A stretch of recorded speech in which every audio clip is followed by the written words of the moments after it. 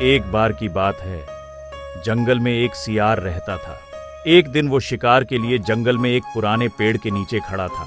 तभी अचानक से तेज आंधी आने लगी, जिससे सियार डर गया। ओह, इस आंधी को भी अभी ही आना था। अब क्या करूं? कहां छुपूं?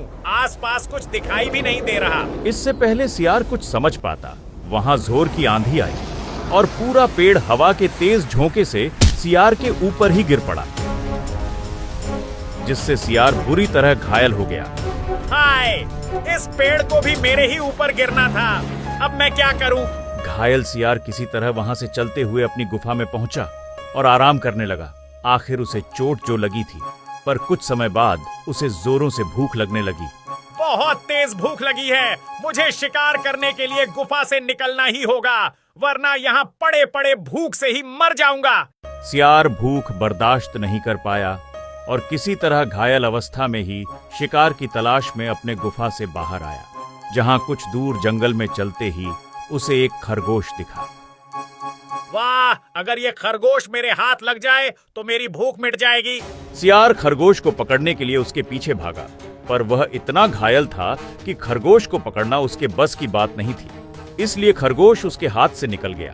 कैसी हालत हो गई है मेरी, एक खरगोश भी नहीं पकड़ सकता। शिकार की तलाश में चलते चलते वो पास के गांव तक पहुंच गया। लगता है आज खाने को कुछ नहीं मिलेगा।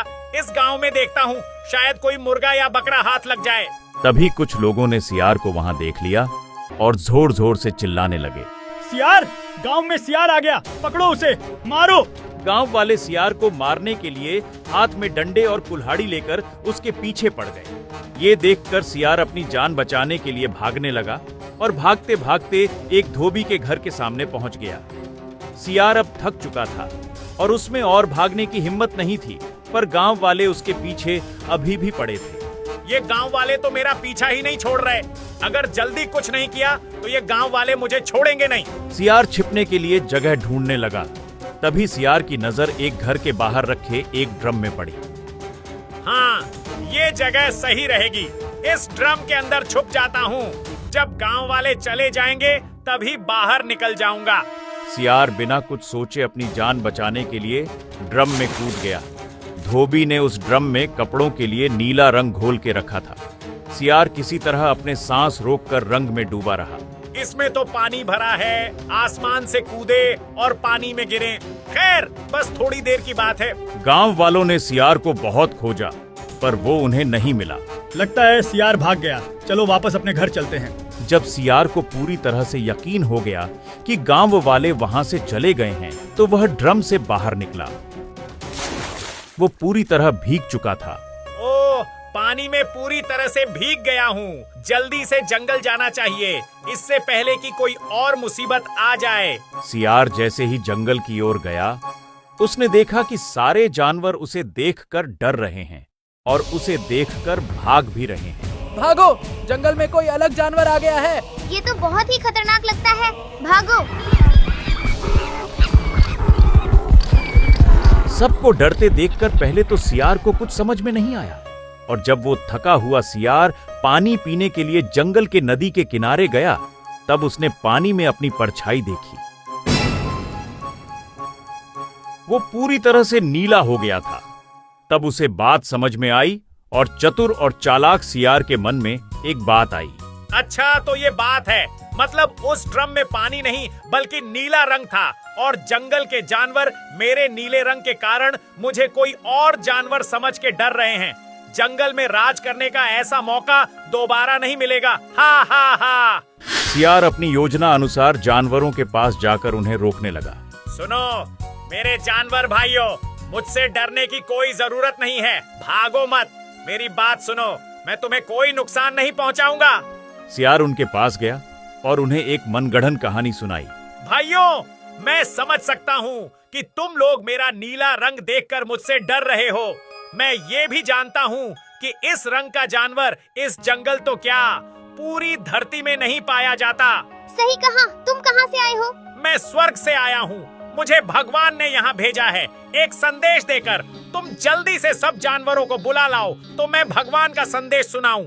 ये सुन खरगोश को सियार पर यकीन आ गया और वो जाकर जंगल के दूसरे सभी जानवरों को बुलाकर ले आया। सियार जंगल में बने एक ऊंचे पत्थर में खड़ा हो गया और अपनी बात कहने लगा।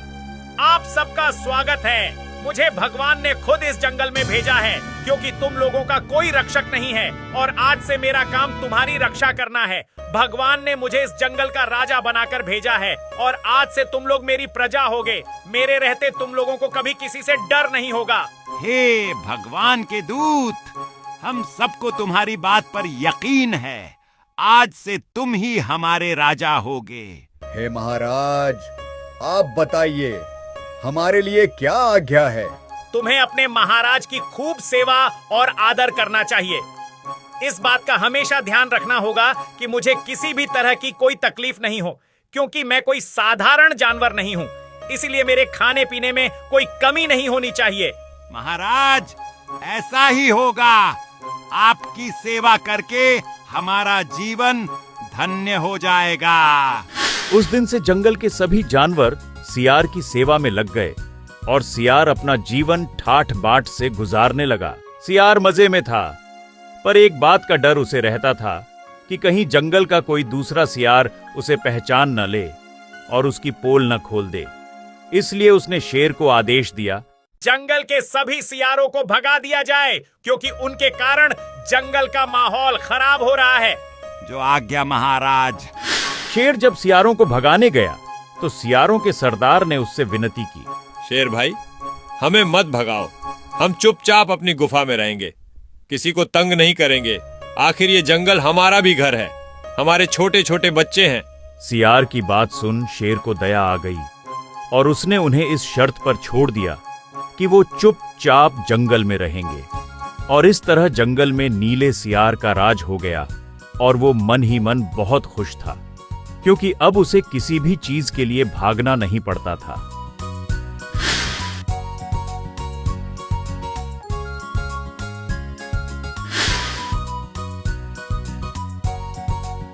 वाह, जिंदगी हो तो ऐसी। सियार की जिंदगी भी कोई जिंदगी है। असली मजे तो राजा बन के जीने में ही हैं। ऐसे ही कई दिन बीत गए। फिर एक रात नीला सियार खा पीकर अपने गुफा में आराम कर रहा था कि तभी उसकी नजर गुफा के बाहर उजाले में पड़ी और वो बाहर आया तो देखना कि चांदनी रात खिली थी। तभी जंगल में सियारों की टोली हू की बोली बोल रही थी। उस आवाज को सुनते ही नीला सियार अपना आपा खो बैठा और अपने आप को रोक नहीं पाया और जोर जोर से वह भी मुंह छात की ओर उठाकर और सियारों के आवाज में मिलाकर हू करने लगा। ऐसा करते शेर ने देख लिया और सब समझ गया, ये तो सियार है, कोई भगवान का दूत नहीं। ये हमें धोखा देकर जंगल का राजा बन गया। मारो इसे, ये जिंदा नहीं बचना चाहिए। ये सुन नीला सियार डर गया और अपने जान बचाकर वहां से भागा। ओह, मेरी सच्चाई तो सबको पता चल गई। अगर जान बचानी है तो यहाँ से भागने में ही भलाई है। सारे जानवर गुस्से से सियार के पीछे पड़ गए और सियार को जंगल छोड़कर हमेशा के लिए भागना पड़ा, क्योंकि उसकी पोल खुल चुकी थी।